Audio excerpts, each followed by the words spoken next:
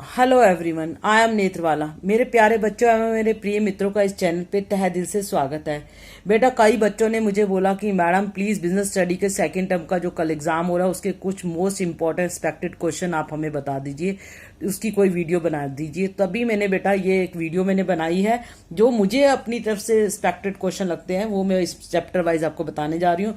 तो प्लीज ये वीडियो आप शुरू से लेकर ध्यान से लास्ट तक देखना ताकि आपको पता चल जाए कि किस किस क्वेश्चन के आने की संभावना है। सबसे पहला लेसन सामने लिखा है स्टाफिंग। स्टाफिंग में कॉन्सेप्ट एंड इंपॉर्टेंस आपको पता होना चाहिए। प्रोसेस ऑफ स्टाफिंग है प्रोसेस ऑफ सिलेक्शन। बेटा, ये जो भी प्रोसेस है ये आपको सीक्वेंस में याद होना चाहिए क्योंकि इसमें से केस स्टडी का क्वेश्चन पूछा जा सकता है।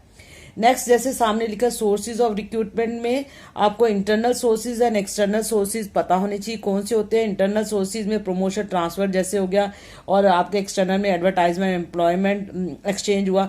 तो प्लीज ये दो दो तीन तीन एग्जाम्पल आने चाहिए आपको। फिर है सिलेक्शन टेस्ट आपको पता होने चाहिए डिफरेंट टाइप के, जैसा लिखा है intelligent test, aptitude test, personality test, trade test, interest, ये सब आपको पता होना चाहिए।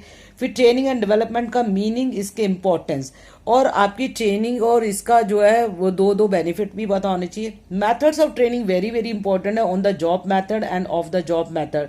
इसमें से क्वेश्चन केस स्टडी का क्वेश्चन बन के आपके पेपर में आ सकता है। तो ये था आपका पहला स्टाफिंग का। नेक्स्ट है आपका डायरेक्टिंग, जैसा सामने लिखा हुआ है। इसमें मीनिंग एंड इंपॉर्टेंस आपको पता होना चाहिए और इंपॉर्टेंस ऑफ मोटिवेशन भी पता होना चाहिए। इसके 2 और 3 पॉइंट तो आपको सबको आने चाहिए। फिर Maslow theory motivation very very important है, ये डायरेक्ट क्वेश्चन भी पूछा जा सकता है और केस स्टडी में भी आइडेंटिफाई करने के लिए पूछा जा सकता है। नेक्स्ट है आपका इंसेंटिव में financial and non financial incentive जो है आपका वो पता होने चाहिए कौन से होते हैं। आपको दो दो तीन तीन एग्जाम्पल आपको इंसेंटिव के पता होने चाहिए और ये केस स्टडी में क्वेश्चन पूछा जा सकता है आपको। नेक्स्ट है लीडरशिप स्टाइल। लीडरशिप में आपका केस स्टडी में क्वेश्चन पूछा जा सकता है। डायरेक्ट क्वेश्चन भी आपको 3 टाइप के लीडरशिप के बारे में पता होना चाहिए, उनका क्या मीनिंग है, वो क्या, उसका डायग्राम्स भी पता होने चाहिए आपको बेटा। तो ये था डायरेक्टिंग में। नेक्स्ट आपका सामने लेसन है कंट्रोलिंग। कंट्रोलिंग में बड़ा छोटा सा लेसन है, इसमें इंपॉर्टेंस ऑफ कंट्रोलिंग, ये केस स्टडी में क्वेश्चन पूछा जा सकता है। प्रोसेस ऑफ कंट्रोलिंग भी केस स्टडी का क्वेश्चन बन सकता है। इसमें 2 बातें और ध्यान आपने देनी है। एक तो क्रिटिकल पॉइंट एनालिसिस है बेटा टॉपिक इसके अंदर, मैनेजमेंट बाय एक्सेप्शन, ये आपका इनडायरेक्ट टाइप से क्वेश्चन जो है वो पूछा जा सकता है। तो कंट्रोलिंग बहुत छोटा लेसन है, प्लीज आपके 3 ही टॉपिक है, बड़े आराम से आप अच्छे से कर सकते हो। नेक्स्ट है फाइनेंशियल मैनेजमेंट, जैसे सामने लिखा है इसमें importance of financial management and importance of financial planning आपको पता होनी चाहिए। फिर फैक्टर इन डिफरेंट टाइप के डिसीजन है, जैसे इन्वेस्टमेंट डिसीजन हुआ, डिविडेंड डिसीजन हुआ, फाइनेंशियल डिसीजन हुआ, working capital decision, fix capital decision, capital structure.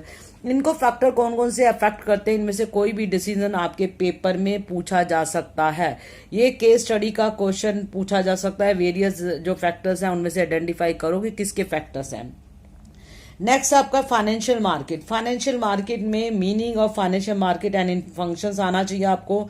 Money market का मीनिंग एंड इंस्ट्रूमेंट इसके जरूर आने चाहिए कि मनी मार्केट के इंस्ट्रूमेंट जो है वेरी वेरी इंपॉर्टेंट है, ये केस स्टडी में क्वेश्चन पूछा जा सकता है। फिर है methods of flotation in primary market, ये भी इंपॉर्टेंट क्वेश्चन है, ये आपका डायरेक्ट भी आ सकता है question. Difference between money market, capital market, primary market, secondary market, ये मेरे को लगता है डायरेक्ट क्वेश्चन, छोटा क्वेश्चन आ सकता है इसमें से। ट्रेडिंग प्रोसीजर आप सबको अच्छे से आना चाहिए, उसके स्टेप्स आपको पता होने चाहिए सारे। फिर function of SEBI and stock exchange very important है, इनमें से जरूर कोई क्वेश्चन आएगा, केस स्टडी का क्वेश्चन भी इनमें से पूछा जा सकता है। तो इस तरीके से ये फाइनेंशियल मार्केट के बारे में मैंने आपको बताया। नेक्स्ट है बेटा कंज्यूमर प्रोटेक्शन एक्ट, जैसा सामने लिखा है इसमें आपको rights and responsibilities of consumer पता होना चाहिए और ये केस स्टडी में क्वेश्चन पूछा जा सकता है। हु इज कंज्यूमर आपको पता चलना होना चाहिए। Who can file A complaint, complaint कौन फाइल कर सकता। 3 टायर रिडस्ट्रल जो एजेंसीज है वेरी वेरी इंपॉर्टेंट है, इसको जरूर अच्छे से कर लेना, जिसमें डिस्ट्रिक्ट कमीशन में जिसमें not more than 1 crore rupees होता है उसमें जाता है केस। स्टेट कमीशन में जो 1 करोड़ से लेके लेस देन 10 करोड़ होता है वो वाला उसमें जाएगा।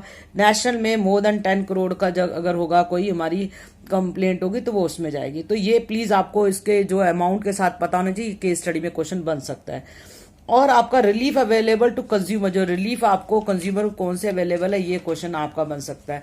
तो ये एक्सपेक्टेड क्वेश्चन मैंने आपको बताया है, ये आपको ध्यान रखना है। उसके बाद भी मैं लास्ट में कुछ और इंपॉर्टेंट पॉइंट्स आपको बताना चाहूंगी।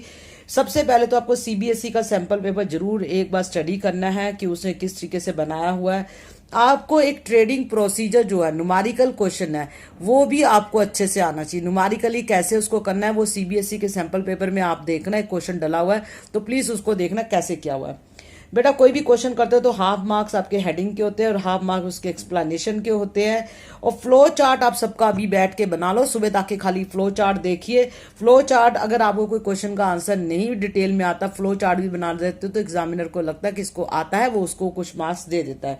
तो सभी आंसर, जब भी एक भी क्वेश्चन हम लिखते हैं, सभी आंसर के बाद एक लाइन आपको छोड़नी है। नेक्स्ट क्वेश्चन स्टार्ट करने से पहले पेपर बड़ा नीट एंड क्लीन करना, सीरियल नंबर से करना, चाहे आप स्टार्टिंग से करो तो भी ठीक है या एंड से करो। ये नहीं बीच में 5 कर दिया, फिर 2 कर दिया, फिर 10 कर दिया, ऐसे नहीं करना बेटा क्वेश्चन, क्योंकि एग्जामिनर फिर चिड़चिड़ा हो जाता है, वो भी अच्छे मार्क्स नहीं देता। तो इसलिए करके मैं बेटा ऑल दी बेस्ट है आप सबको कल के एग्जाम के लिए। यदि मेरी वीडियो आपको अच्छी लगी तो प्लीज लाइक, सब्सक्राइब तथा कमेंट जरूर करें तथा दूसरों को भी शेयर करें। Thanks for watching my video. बेटा अकाउंट्स की मैं अब हर लेसन वाइज जो है आपको वीडियो बना के डालूंगी और आप उसको भी वॉच करते रहना। Once again thanks for watching my video and all the best for tomorrow exam business study.